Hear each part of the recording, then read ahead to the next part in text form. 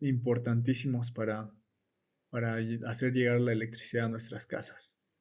Entonces, de nuevo, una representación más simple de cómo ocurre esto.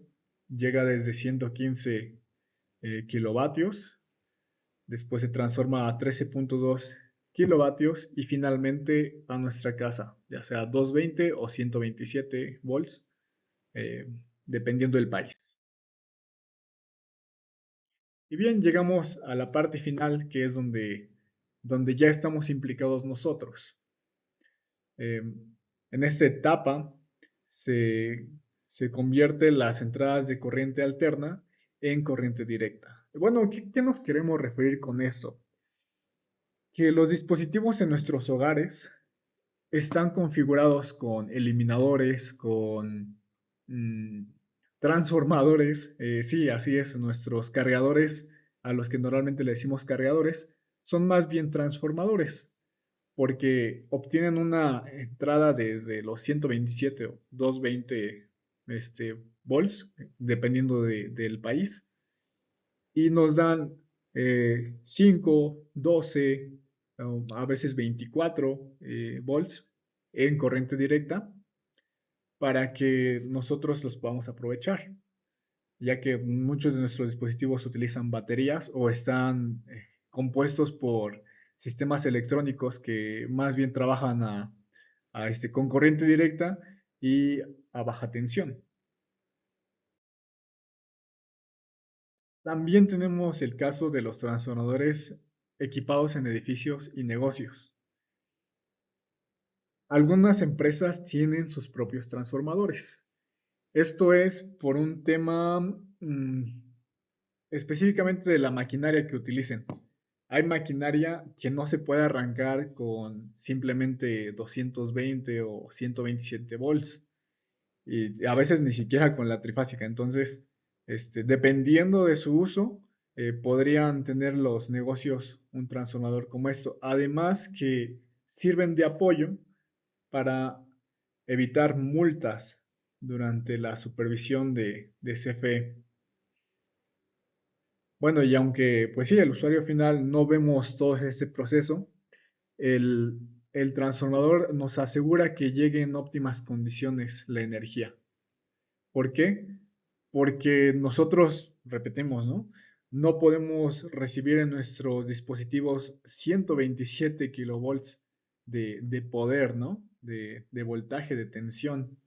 No podemos recibirlos en nuestra computadora que esté equipada con una batería, que para empezar necesita corriente directa y después necesita un voltaje o una tensión muy baja.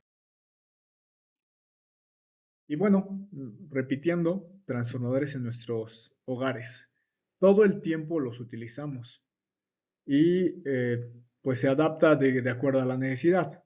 Hay algunos cargadores incluso, podemos verlo acá, una comparativa entre un cargador original y uno que es falso, ¿no?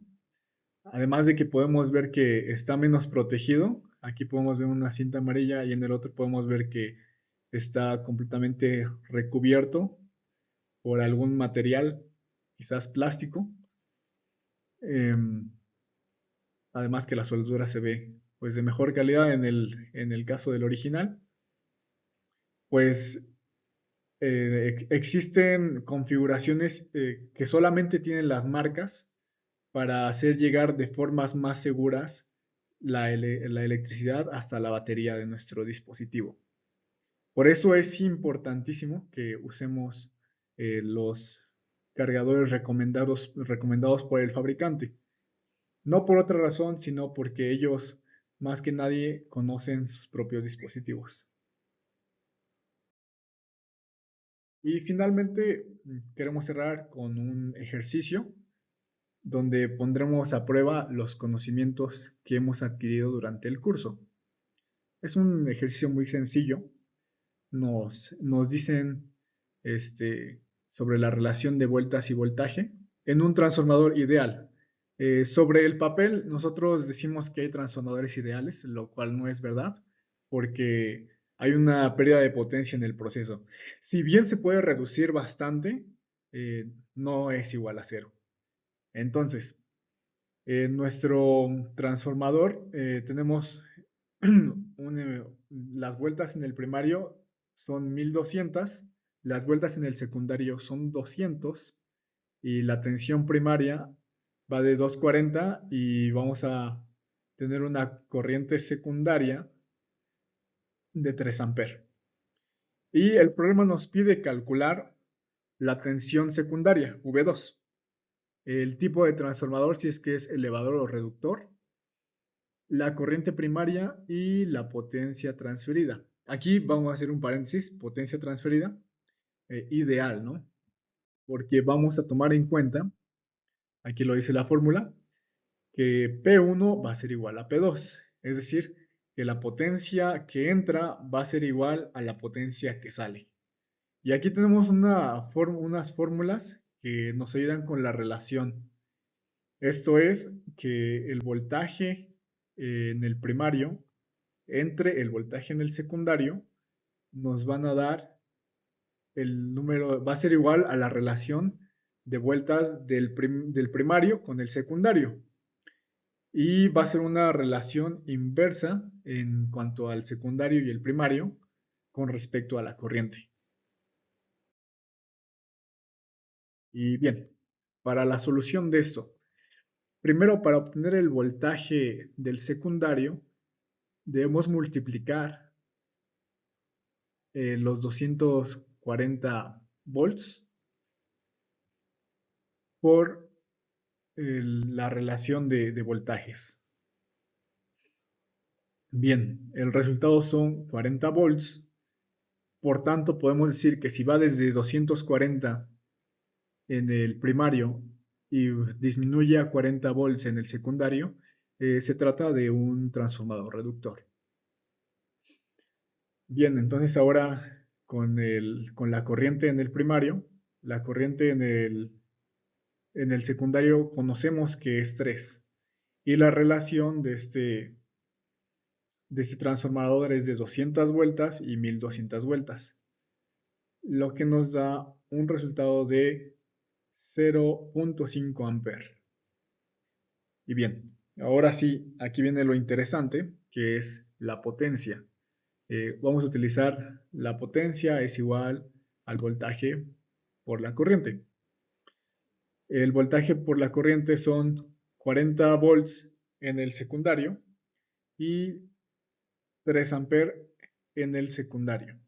Eso nos da 120 watts de potencia, que la potencia de entrada y la de salida debe ser igual en un transformador ideal. Entonces, tanto P2 como P1 tienen 120 watts. Y aquí podemos recapitular nuestros resultados. El voltaje del secundario tendrá 40 volts y será del tipo reductor, un transformador reductor.